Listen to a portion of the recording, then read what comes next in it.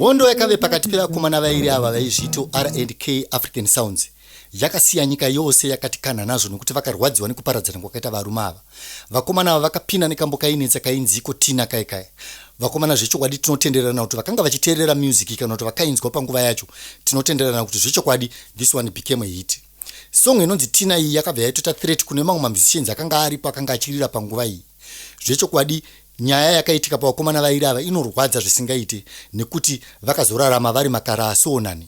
Lumen, the long storyteller for all your old music stories, music history, and now stay tuned for more. Thank you. Chii chakakonzeresa kuti vakomana vairi ava vagorarama vato mhandu nemhandu? Regai nditange ndapinda munyaya yekuti seiko vakazosvika pakuzonetsana. Nditange ndataura nhoroondo yemavambiro vakaita kuti tizinowira panyaya chaicha yakakonzeresa kuti vakomana vachikwata ichi chibva chaparara zvekuti mumwe akabva ati kwake mumwe ndobva ati kwake, ndobva vambozoti dzokeranei, ndobva vazoti mumwe kwake havana kuzoda kuonana zvakare pakati peupenyu hwavo. Izvo zvakasiya nyika yese yakati kana ndichirwadziwa zvikuru. Kambo aka kakabva kavaisa palimelight uye kakavaitisa mari paalbum ravo rekutanga rere rinonzi Dama Rakanaka.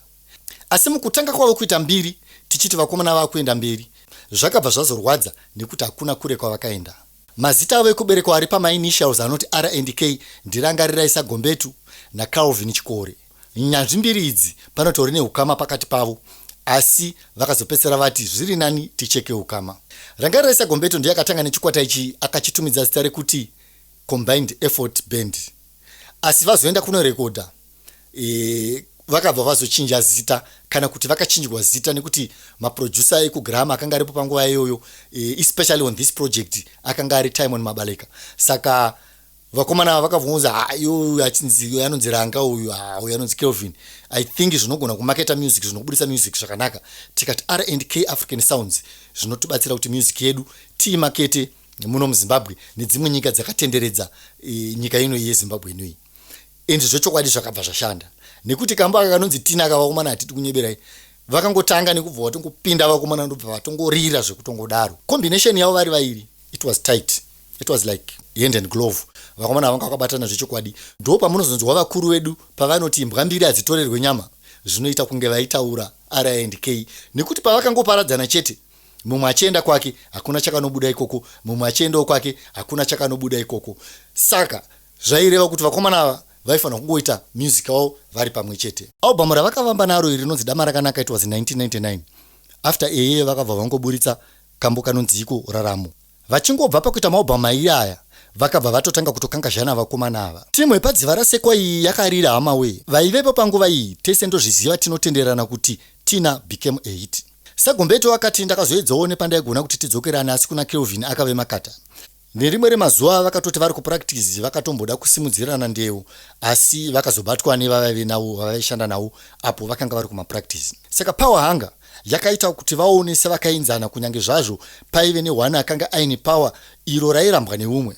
Vakomana vakangoparadzana havo asi kuti vaite mbiri kungoti R&K chete, nyaya yavo yaibva yapenyera nekuti vakaita mumwe nemumwe vakaedza kunoita masolo projects vari vega asi hapana chakabuda. Pavakangosiyana chete mwachiti kwake hakuna akambonobudirira zvekuti akaita mbiri fanike mbiri yavakaita. Uye Chikore aingochemawo achiti pamari apa Ranga sezvo aizvita mukuru webhendi isu takaenzana aitora mari yakawanda. Vakomana havadai vasina kupatsanurana, kutaura kuno dai vari kuseri kwekuseri nekuti vakaseta pesi mugore iri hatimbodi kunyeperana.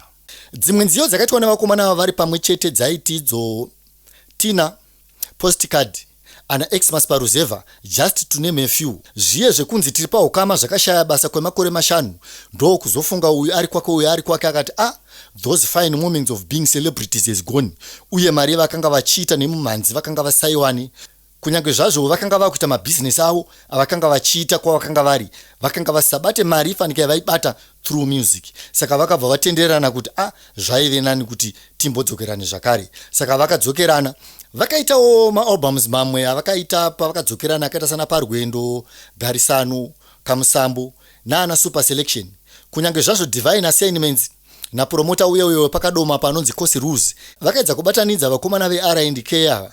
Kunyange zvazvo Kelvin akanga aku Cape Town uku, uyo Ranga akanga akuito zvekuchaira matracks ema cross border aya, ndobva azobva akazorarama Bedbridge border akuita customs clearance up until akazomboshungurudzwa neurwere zvishoma. Album rakazoita rekupedzisira Garai Murudo rakaflopa, ndo paakabva paperera sarungano mugore ra2008 vachiti ananga kwake.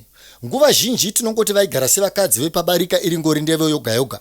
Vaiti vakatanga kubvunzana nyaya dzendarama idzi yaidzamara kusvika pakuti hauzviite muridzi webhendi nekuti iwewe uite mbiri neniwo ndini.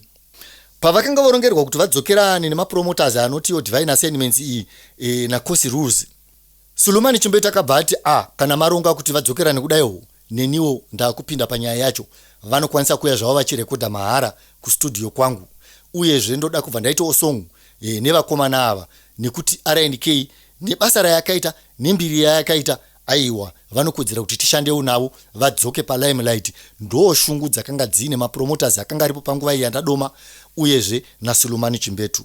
Saka panyaya dzemimhanzi idzi tikataura mabhendi aya akanga aine vanhu vakanga vachishanda vari pamwe chete vobva vazopatsanurana. Vamwe vanoti vakapatsanurana vanobudirira, mwakaenda kwake vese vanobva vabudirira vachienda kumberi. Asi pana R&K, pana Ranga naKelvin hapana chakanobuda, asi vaiti vakadzokerana paibva pabuda chimwe chinhu chiri nani, kuri kuti vakomana ava vaifanira kutoramba vari pamwe chete. Kunyange zvazvo veruzhinji vakaedza nepavanogona kuti dai vanga vadzokerana, asi zvose zvakaramba. Hatizive chikonzero, pamwe kuda kwaMwari, asi shungu dzeruzhinji rweZimbabwe nevanhu vose vakanga varipo panguva iyi vaive neshungu yekuti dei R&K yakaenda kumberi kupfuura palevel ravakazvidamburira nenyaya dzekuparadzana. Hukuru pakati pavo vakatanga kunetserana nyaya yemari. Zvose izvi zvakakonzera kuti vakomana vagova makaraso nani. Ndapi mamwe mabhendi amunozivawo akaparadzana, ekuti kuparadzana kwavakaita mumachenda kwake vachisvika ikoko pachishaya chakazobuda.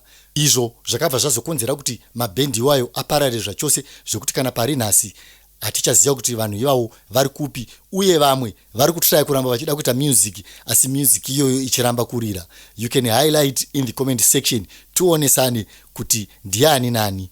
Thank you very much.